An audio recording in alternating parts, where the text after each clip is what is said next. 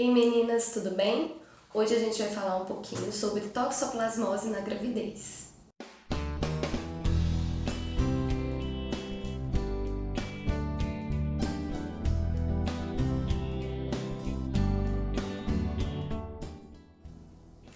A toxoplasmose é uma doença de distribuição mundial que acomete principalmente países de clima tropical.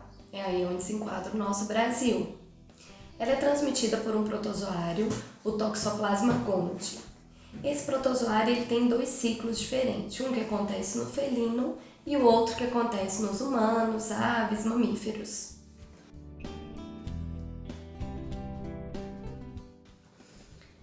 O gato ingere alimentos contaminados pelo protozoário, esse protozoário cai no intestino do felino e começa a se reproduzir sexuadamente.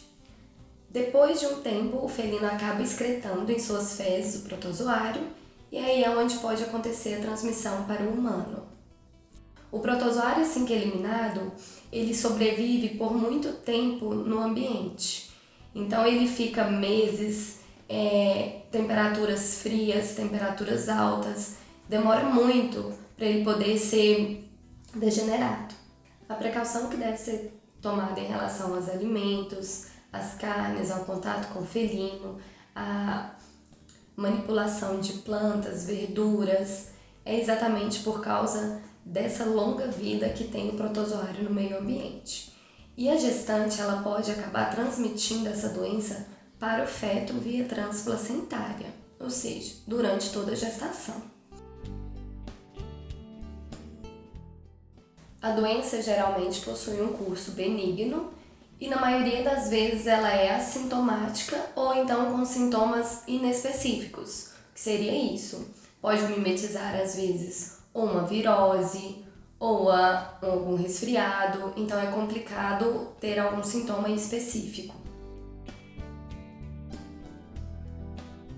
O risco daquela gestante não tratada transmitir a toxoplasmose para o bebê é de aproximadamente 30%, e esse risco ele aumenta com o evoluir da gravidez. Funciona mais ou menos assim. Se a gestante adquire a doença e não é tratada bem no início da gestação, a chance de transmitir para o feto é menor. Porém, se aquele feto for contaminado, ele possui um maior risco de ter alterações graves. E isso vai mudando com o evoluir da gravidez. No final da gravidez, a gestante não tratada, contaminada, tem maior chance de transmitir para o bebê, porém, as alterações que podem causar no feto são mais leves.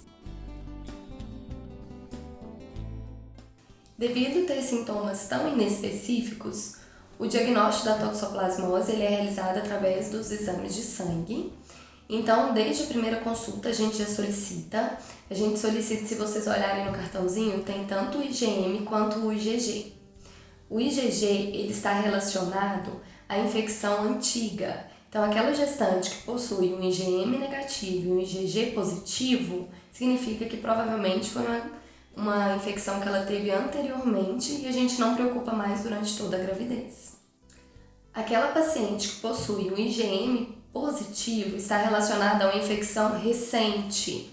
Então a gente tem que procurar saber se essa infecção foi adquirida no período da gravidez ou se um pouquinho antes de engravidar.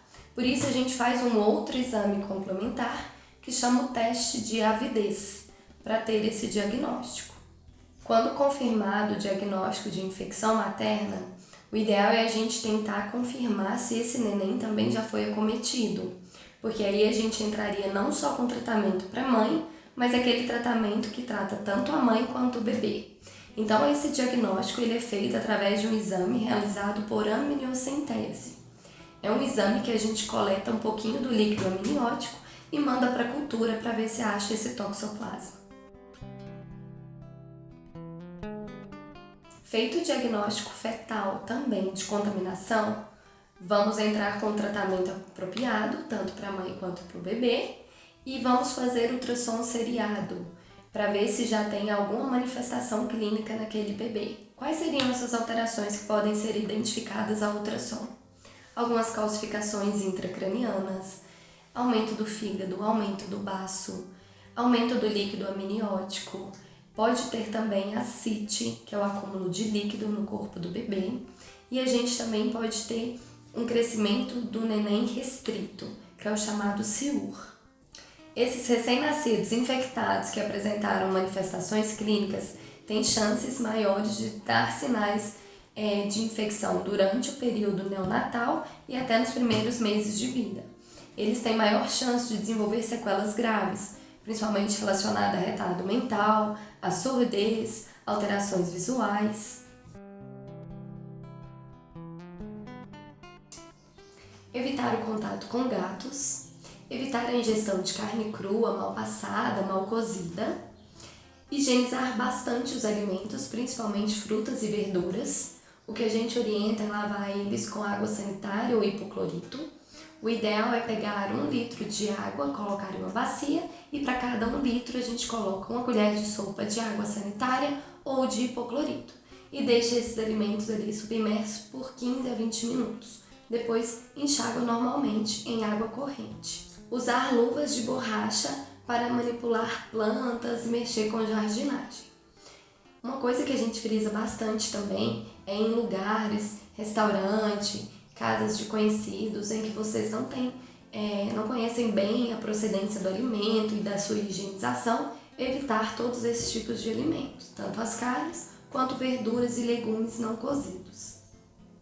Então, para evitar qualquer intercorrência durante toda a gravidez, existe o pré-natal, em que vamos fazer todos os exames adequados para evitar qualquer anormalidade. Espero ter ajudado e um beijinho, até a próxima!